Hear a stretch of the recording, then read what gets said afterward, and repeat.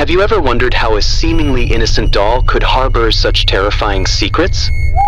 Or did you know that Annabelle's story isn't just a product of Hollywood imagination, but is rooted in a chilling true story?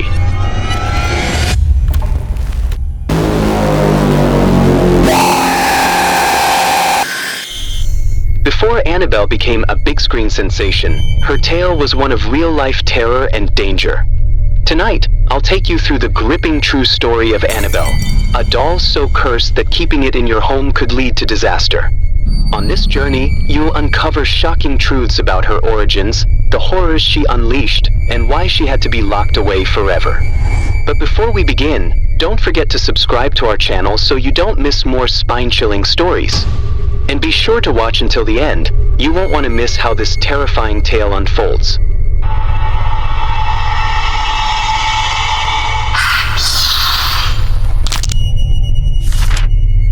Annabelle isn't your typical doll. She's a Raggedy Ann doll rumored to be haunted, currently kept at the occult museum run by famous paranormal investigators Ed and Lorraine Warren in Monroe, Connecticut. The museum is now open to the public, and Annabelle remains sealed inside a glass case, surrounded by protective prayers and exorcism rituals rooted in Catholic traditions.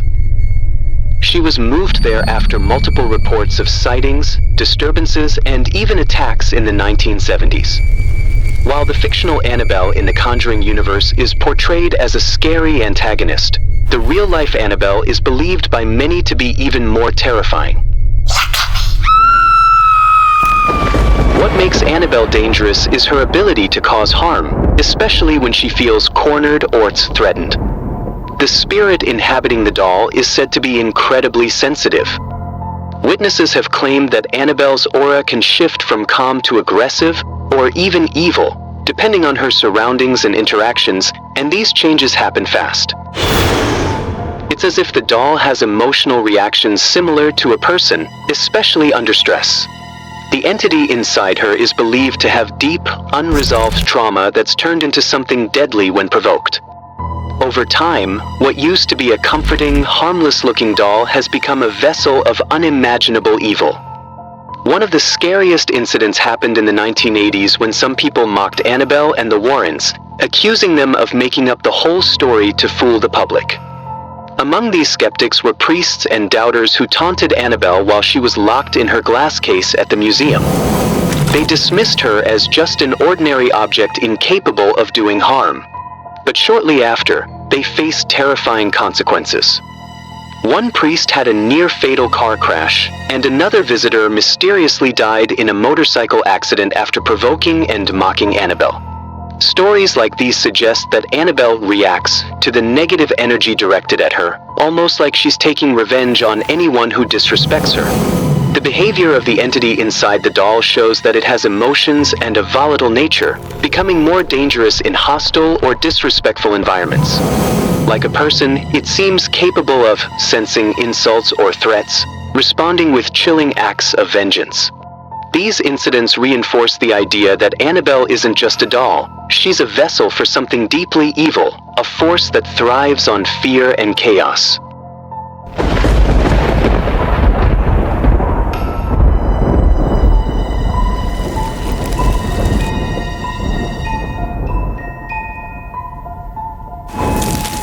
The beginning story.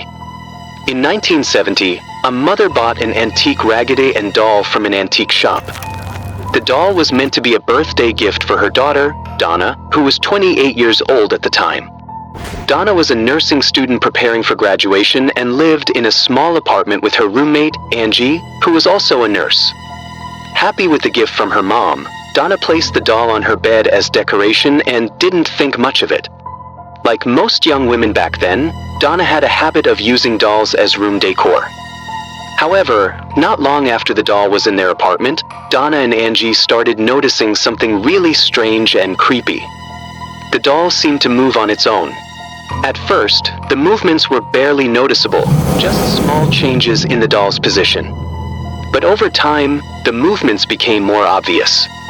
Donna and Angie often came home after working all day, only to find the doll in a different room from where Donna had left it. Sometimes, the doll would be found sitting cross-legged on the couch with its arms folded. Other times, it would be standing upright at the edge of a chair or leaning against the dining table. There were even moments when Donna clearly remembered placing the doll on the couch before leaving for work, but when she came back, she would find it back in her bedroom, on the bed, even though the bedroom door was locked tight. This strange behavior quickly made Donna and Angie feel like there was something very wrong with that doll. Lou, a close friend of Donna and Angie, often visited their apartment. But since the doll arrived, Lou felt uncomfortable and never liked the doll. He even warned Donna several times that the doll might be carrying something evil and that she should get rid of it. Even though Lou said this jokingly, there was seriousness behind his words. However, Donna didn't take Lou's warnings seriously. She had an emotional attachment to the doll because it was a recent gift from her mom, and she insisted on keeping it. Donna's decision turned out to be a huge mistake. One night, Lou woke up in a panic. He had just had a nightmare that was different from the usual ones. It felt more real and terrifying. In the dream, Lou felt awake but unable to move, like he was in sleep paralysis. He looked around the quiet, empty room. No one was there, just him. But suddenly, he felt something touch his feet. Terrified, he forced himself to look down, and that's when he saw the Raggedy Ann doll. The doll, looking unusual, slowly started crawling up his legs. It crawled like a baby, climbing up to his chest and stopped. Sitting there, the doll seemed to stare directly into Lou's eyes. Within seconds, the doll suddenly started choking Lou with its tiny hands. The choking felt incredibly strong, and Lou couldn't breathe, unable to move, until he finally passed out. Lou woke up the next morning in a panic, as if he had just escaped death. He felt like what happened that night wasn't just a dream. Lou immediately told Angie about the incident, and she was shocked by his story. Angie tried to calm him down by offering him a glass of water, but Lou's fear of the doll grew even stronger after that experience. At first, Lou was just joking around with Donna about the doll. But after his nightmare, he became more and more convinced that something was wrong with the doll. Lou was determined to get rid of the doll from Donna and Angie's apartment because he believed it was possessed by an evil spirit. He started to suspect that the doll was the source of the negative energy in the apartment. However, Angie, who heard Lou's story, felt like she couldn't do anything about it because Donna was not only her roommate but also her close friend. Angie also couldn't bring herself to get rid of the doll, especially since it was Donna's birthday gift from her mom. Angie thought Lou was overreacting and maybe just felt guilty for often being harsh about the doll. One afternoon, around 4 p.m. on the weekend, Lou and Angie were lounging in Angie's bed reading books. The apartment felt incredibly quiet, even quieter than usual. Suddenly, they heard rustling sounds coming from Donna's room. Both of them were shocked and scared, thinking maybe someone had broken into their apartment and gotten into Donna's room. Cautiously, Lou decided to check what was going on. He quietly walked to Donna's room and waited for the noise to stop before opening the door and turning on the light. However, when he went in, the room looked empty, except for the Raggedy Ann doll lying on the floor. Lou checked the entire apartment for signs of a break-in, but didn't find anything unusual.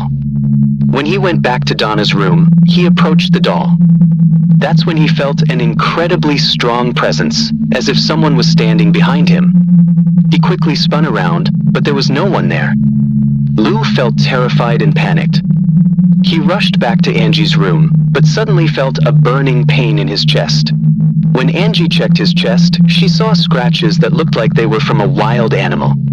The scratches weren't too deep, but they were enough to draw blood and looked like burn marks. Strangely, even though there was blood on Lou's shirt, the fabric wasn't torn at all. Angie was really confused. The wound, which had felt painful and hot at first, began to heal very quickly.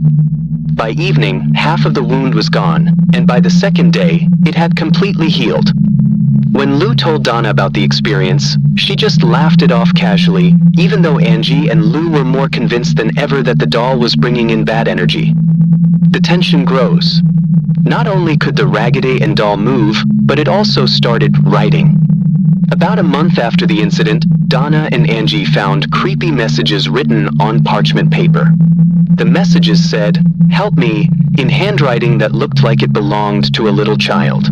What made it even stranger was that Donna and Angie never had any parchment paper in their apartment, and they certainly hadn't been visited by any little kids.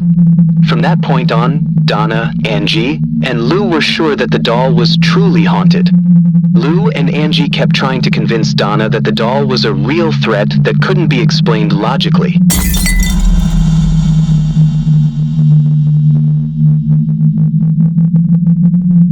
The doll's activity became more real and creepy. Donna's friends started reporting violent nightmares. This time, even Angie began to feel the negative energy coming from the doll. She tried to convince Donna to get rid of the doll, just like Lou had suggested earlier. Lou himself had experienced a terrifying and real physical attack. Scratch-like marks appeared on his chest after his confrontation with the doll the previous month. Angie became more and more sure that whatever was inside the Raggedy Ann doll wasn't a normal spirit. Attempts to communicate. One night, Donna came home to the apartment and found that the doll had moved again. This time, it was back on her bed. Even though Donna had gotten used to the doll constantly changing locations, something felt different that night. She felt uneasy, especially after hearing about Angie's creepy experience in their apartment.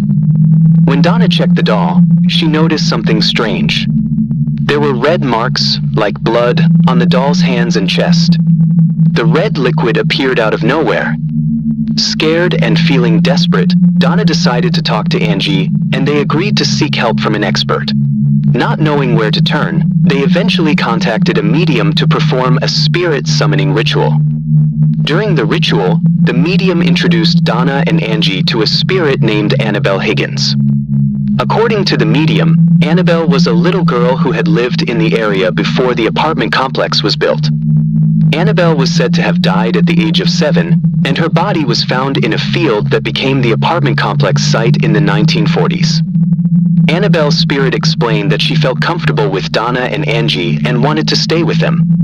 Moved by Annabelle's sad story, Donna gave the spirit permission to attach itself to her beloved doll and stay with them. However, not long after, Donna and Angie began to realize that Annabelle wasn't what she claimed to be. She wasn't a regular little child spirit. The weirdness and discomfort they felt started happening more often. Seeking expert help. After hearing about the attack on Lou, Donna and Angie decided to invite a paranormal expert for the first time to understand what was really happening with the doll, which they now called Annabelle. The paranormal expert performed another spirit summoning ritual and concluded that the doll was inhabited by the spirit of a girl named Annabelle Higgins. He claimed that the spirit wasn't dangerous and just wanted to be loved and cared for. Feeling sympathetic and believing the paranormal expert's words, Donna, Angie, and even Lou finally agreed to let Annabelle stay in the doll. However, the situation continued to worsen. Strange and terrifying events kept happening. Lou, who had always been suspicious, became even more convinced that the doll was a threat. He urged Angie to keep Donna away from the doll. Tensions reached their peak, and eventually, Donna and Angie decided to get rid of the doll by asking for help from someone more experienced for the third time. Donna and Angie then called a priest named Father Hagen. After checking their apartment, Father Hagen felt that he couldn't handle the case on his own. He reached out to Father Cook for advice. Father Cook suggested they involve the famous paranormal investigators of the time, Ed and Lorraine Warren, who eventually got involved in the Annabelle case. Ed and Lorraine Warren were immediately interested in the case and quickly reached out to Donna about the doll. As paranormal investigators who had dealt with many cases of cursed objects across the United States, the Warrens had a lot of experience. After talking to Donna, Angie, and Lou, they concluded that the doll wasn't actually possessed, but was being manipulated by a malevolent entity.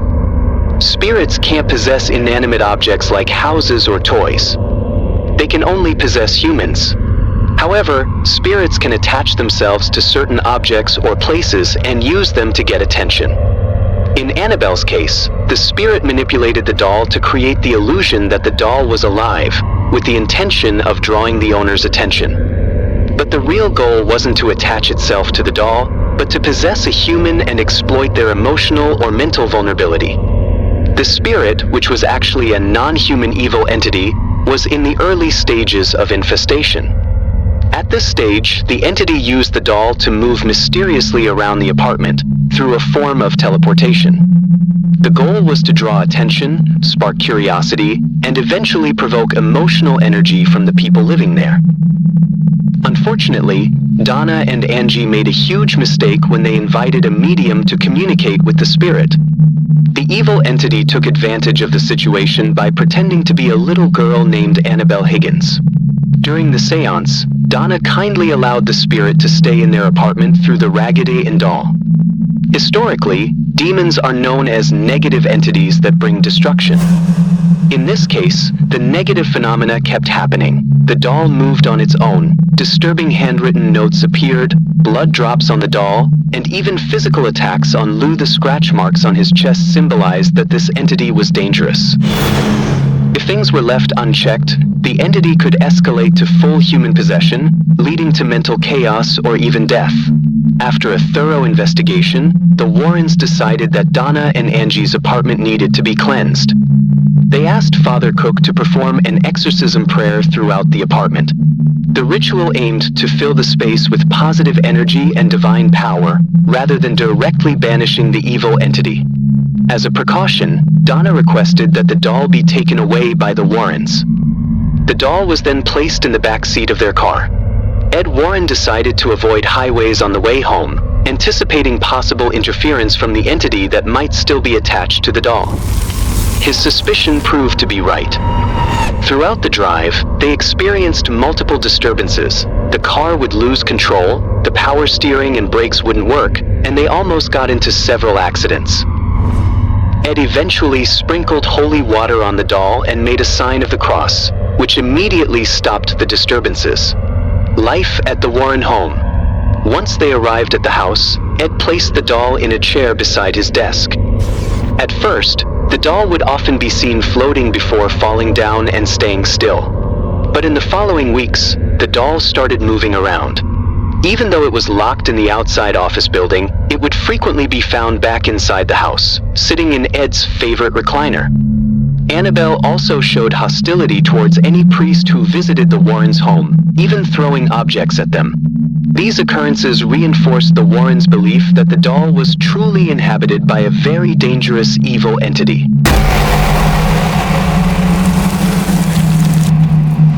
One time, Father Jason Bradford, a Catholic exorcist, visited the Warrens' house. When he saw Annabelle sitting on a chair, he picked her up and said, "You're just a rag doll, Annabelle. You can't hurt anyone," then tossed her back onto the chair. Ed Warren immediately warned him, "That's something you shouldn't say." An hour after Father Jason left, Lorraine Warren told him to drive carefully and to call her as soon as he got home. Lorraine had a bad feeling about the young priest, but Father Jason continued his trip. A few hours later, he called Lorraine and said his car's brakes failed as he went through a busy intersection. He got into a horrible accident that almost killed him, destroying his car and several others. This was just one of many similar incidents that happened while Annabelle was at the Warrens' house. Annabelle in the Occult Museum. The Warrens eventually made a special box to lock Annabelle in their occult museum. Since the doll was placed in a glass and wood box with the Lord's Prayer and St. Michael's Prayer, Annabelle no longer seemed to move. However, it was still believed to be behind some terrifying events, including the death of a young man who visited the museum. The young man came to the museum with his girlfriend on a motorcycle. After hearing Ed's story about Annabelle, he boldly tapped on the glass box and taunted, "If this doll really scratches people, I want to be scratched." Ed warned him to stop, but the young man kept pestering until Ed kicked him out. On the way home, the young man and his girlfriend continued laughing about Annabelle. But not long after, he lost control of his motorcycle and crashed into a tree. He died instantly, while his girlfriend survived and was in the hospital for over a year. When asked what happened, the woman admitted that they had been mocking Annabelle when the accident occurred. After this incident, Ed warned everyone who visited the museum, "Never challenge evil, because no human is stronger than the devil. After Annabelle was moved from Donna and Angie's apartment, the Warrens noted more paranormal experiences involving the doll. The first one happened just minutes after the doll was removed from Donna and Angie's apartment. On the way to their house, Ed and Lorraine tied the doll in the back seat of the car and vowed not to use the highway to avoid any possible accidents caused by the evil entity attached to the doll. However, during the drive, Lorraine reported that the car's brakes kept failing, almost causing a deadly crash. Ed eventually took holy water from his bag and sprinkled it on the doll while making the sign of the cross. After that, the car's brakes started working normally again. Annabelle's permanent containment. Once they arrived home, Ed and Lorraine placed Annabelle in Ed's office.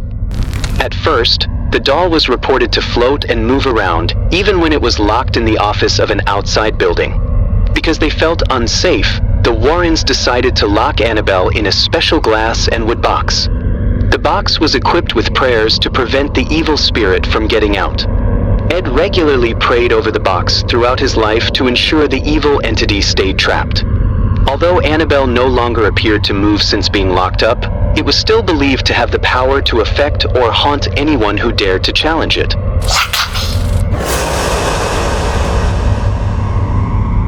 Years after Annabelle was locked in the box at the Warrens Occult Museum, a young priest visited the museum.